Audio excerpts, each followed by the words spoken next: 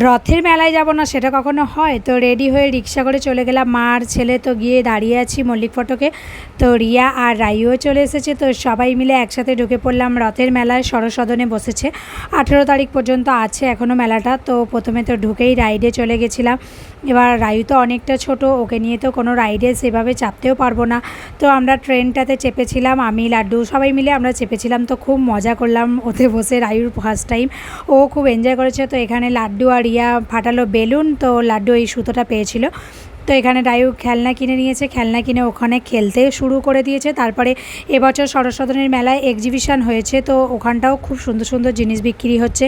আর মেলায় গেছি, গুড়ের জিলিপি তো খেতেই হবে। তো জিলিপি আর গজা খেয়ে নিলাম, নিয়ে তারপরে লাড্ডু খেয়ে নিল মোমো, আমরা খেয়ে নিলাম মশালাদার ঘুগনি, মানে সিঙ্গারা বড়া নিমকি টিমকি সব কিছু দিয়ে মাখিয়ে খেয়ে দিয়ে মেলা থেকে চলে এলাম বাড়ি।